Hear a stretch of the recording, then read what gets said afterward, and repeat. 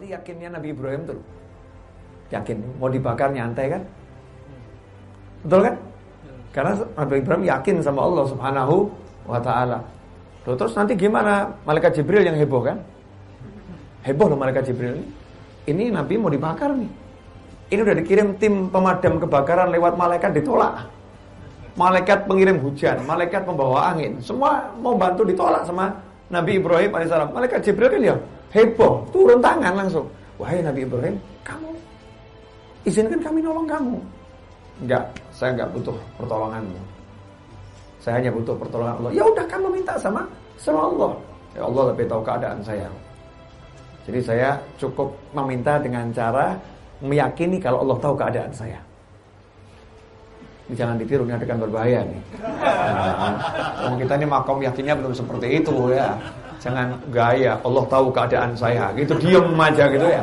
Tapi hatinya risau, risau. Ini tenang. Hasilnya dilempar. Ya kan? Setelah dilempar, apa yang terjadi?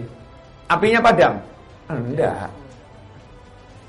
Justru semakin besar. Nyalanya semakin hebat. Membakar? Iya. Kayunya terbakar semua. Kayunya terbakar. Nabi Ibrahim kebal? Enggak. Ini enggak ada urusan kebal dengan kebal. Nabi Ibrahim enggak dirubah. Nabi Ibrahim ya tetap Nabi Ibrahim. Ya Nabi, ya manusia. Kalau kena panas, dia akan terbakar. Nah, kenapa Nabi Ibrahim enggak terbakar? Allah pengen nunjukkan kepada manusia semua sampai akhir zaman. Ya, sampai akhir zaman. Api itu di dalam kendalinya Allah Ta'ala. Api itu dalam kendalinya Allah Ta'ala. Nah, makanya Allah, karena Nabi Ibrahim yakin sama Allah, Allahnya yang turun tangan. Hei api, kamu jadi dingin ya buat Ibrahim ya, dan selamatkan dia loh ya. Buat Ibrahim, khusus Ibrahim, yang lain tetap bakar.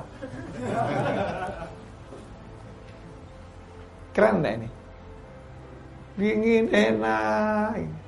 Ini kan menunjukkan Allah maha mampu. Allah maha mampu. Usahanya api untuk membakar gak bisa untuk Nabi Ibrahim. Gagal usahanya api. Kenapa? Allahnya udah merubah. Khusus Ibrahim, kamu dingin loh ya. Kamu, apinya yang diperintah. Walaupun semakin besar Namrud buat api, tetap jadinya enak buat Nabi Ibrahim. Ini kalau kita yakin sama Allah Ta'ala, menjalani hidup ini enak. Gak ada yang gak enak. Yang gak ada yang gak enak. Lah yang jadi masalah, sekarang caranya minta. Kan suruh minta nih. Udah yakin deh Allah maha kaya. Yakin Allah bisa mengayakan. Tapi Ustaz, saya ini udah minta loh. Saya udah sholat duha, nyatanya masih miskin Ustaz. Saya Ustaz, saya tahajud gak saya tinggal. Tahajud gak saya tinggalkan. Tapi nyatanya saya ngelamar anak orang ditolak terus Ustaz. Nih. Oke. Tahu enggak bedanya orang yakin sama orang coba-coba? Orang kalau yakin tidak akan pernah berhenti ketika dia gagal. Itu yakin namanya. Orang yakin itu tidak akan pernah berhenti ketika dia gagal. Tapi kalau orang coba-coba, itu gagal sekali, cari ganti yang lain lagi. Itu namanya coba, ya kan? Tapi kalau yakin, dia akan kejar terus, fokus dia. Saya yakin. Ini keyakinan yang seperti ini, himmatur rijal taqla'ul jibal, semangatnya menggebu-gebu dari seorang pria itu mampu untuk mencabut gunung. Mampu untuk memindahkan gunung. Keyakinan yang luar biasa. Nah, yang sekarang ini kita kalau doa itu sebetulnya yakin apa enggak? Lawang perintahnya Nabi, berdoalah kepada Allah dan kamu yakin diijabahi. Kan begitu. Ya kan? Yakin Allah menjawab doamu. Wa anta mustaiqinun. Dan kamu yakin doamu dikabulkan sama Allah. Itu syarat terkabulnya doa. Nah, jadi doa mau kabul, syaratnya ya yakin. Yakin doanya kok kabul. Nah, ciri-ciri orang yang yakin itu dia kalau gagal akan terus mencoba. Kenapa? Karena dia yakin berhasil. Lah kalau kita nanya ini, kalau kita gimana selama ini? Kalau gagal jadi yakin berhasil atau putus asa? Gagal mundur. Teratur kan? Mundur. Akhirnya sampai jangan mikir itu lagi. saya kasih contoh yang hidup nyata lah. Ini sudah sampaikan di mana-mana ya. Kalau antum pernah dengar lagi, alhamdulillah, biar semakin merasuk. Tahu kucing? Tahu kan? Ya. Sepanjang Anda kenal kucing, berapa kali ketemu kucing yang gagal meminta? Kucing gagal meminta. Jadi kucing putus asa. Pernah ketemu belum? Nah, ada kan? Kucing itu kucing itu punya sopan santun yang tinggi. Kucing rumahan ya. Kalau udah kucingnya keluar kena pengaruh dunia luar, wallahu a'lam. Kita bicara kucing yang masih normal, kucing rumahan. Kucing rumahan itu dia kan tahu, dia dibawa ke rumah, maka yang kasih makan majikannya, betul kan? Maka kita kan kalau udah kucing itu dikurung di rumah sampai mati, maka yang ngurung itu masuk neraka. Karena dia tanggung jawab untuk memberi makan. Kalau sampai mati kelaparan, maka dia masuk neraka. Kenapa? Karena kucing itu bisa jalan kemanapun untuk cari makan, tapi kamu ngurung dia. Jadi kamu yang mengambil alih tugas memberi makan. Kan seperti itu. Nah, ketika kucing ini kucing rumahan, dia punya sopan santun tinggi. Kucing itu tidak akan makan makanan di atas meja. Dia tunggu sampai ada tuannya. Tuannya datang, miau, miau, dikelibeti, lapar, ya kan? Miau, naik ke atas meja, miau, nggak makan dia, miau, hai jangan nanti turun lagi dia, miau. Lama-lama apa? Kita kasih atau kita diamkan? Kasih. Banyak atau dikit? Dikit dulu. Ya kan? Lagi. Tambah. Udah itu. Terus dia kejar itu yang jadi majikannya. Lama-lama majikannya jengkel nih. Dan nih. Habis. Enggak habis gitu kan? Tuh kan enggak dihabisin gitu. Jengkel nih majikannya. Tapi besok meong lagi, ya dikasih lagi. Meong. Sama. Berulang kali dalam kehidupan, kucing tidak gagal meminta. Mana lebih hebat? Kucing yakin sama majikannya atau Anda yang yakin sama Allah? Kucing tidak pernah berhenti meminta sebelum dia dapatkan keinginannya. Sementara kita berhenti meminta baru beberapa hari dan keinginan tidak tampak terwujud. Apalagi kalau minta motor, tiba-tiba motor yang dimiliki hilang. Wah, tidak kabul nih doanya. Minta motor, tiba motor hilang ini. Tak kabul. Ini tanda-tanda penolakan kok tampak gitu kan ya. Udah suudzon sama Allah Ta'ala. Ini jelas enggak beres nih doa saya ini. Mestinya itu orang minta tuh enggak pakai henti. Minta dan minta. Allahumma subuh minta, zuhur minta, duha minta, asar minta, maghrib minta, isya minta, majlis minta. Terus minta. Beres-beres. Apapun yang kita minta pasti dapat. Pasti dapat. Saya tuh mau ngasih contoh tapi ini siaran langsung. Ada kisah-kisah yang kalau saya bagi di khalayak ramai itu nggak enak gitu. Ya kurangnya nyaman. Nanti aja selesai majlis saya ceritakan. Setuju? Yang di rumah protes nih, Curang ini Habib nih. Penasaran saya kenapa kok nggak di share gitu. Udah saya kasih deh satu cerita, boleh? Ya. Saya dalam bulan ini harus bayar 300 juta kurang lebih untuk sertifikat AJB ya, untuk sertifikat jual belinya. Itu pajaknya total sama biaya hampir 300 juta untuk tanah seluas 1.200 meter yang saya gunakan untuk jadi musola Ar-Raudhah dan Masjid Ar-Raudhah. Karena ngurus sertifikat itu lama, 2 tahun dari mulai sampai surat waris turun waris ya, surat turun waris. Kurang lebih biayanya 300 juta. Itu ketika asisten notarisnya bilang sama saya dengan segala pernak-pernik itu kan, Habib ini kira-kira begini. Oh ya, siap, lanjutkan, kerjakan segera biar cepat jadi. Saya punya duit. Pertanyaan, punya duit enggak kira-kira? Gak ada. Saya ngomong sama teman-teman saya, alhamdulillah mau dapat rezeki ini kurang lebih 300 juta kita butuh. Berarti kita mau dapat duit banyak ini. Amin, Bib. Teman saya itu alhamdulillah sudah sama. Udah sering saya buat begitu, jadi sudah kapok mereka gitu ya. Enggak mau mikir lagi pokoknya. Amin, Bib. Insyaallah ada jalan. Amin gitu aja. Udah. Ya enggak mikir lah. Enggak mikir terus harus gimana enggak. Yang saya lakukan adalah minta doa.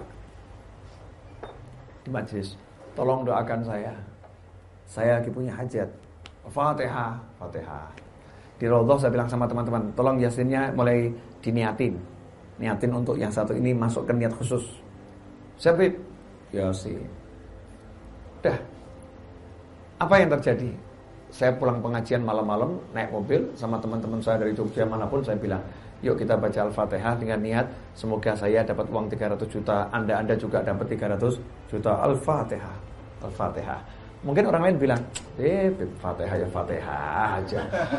Duitnya dong Fatihah. Mungkin gitu ya. Udah. Pagi-pagi saya lagi bersih-bersih rumah ibu saya. Ada murid tuh yang datengin ke rumah situ bilang, Habib, itu ada yang pesen Habib suruh buka WhatsApp-nya dibuka. Oh iya. Saya buka WhatsApp-nya. Ternyata ada orang mau transfer 300 juta. Tapi minta tolong, Habib tolong, itu saya transfer 300 juta.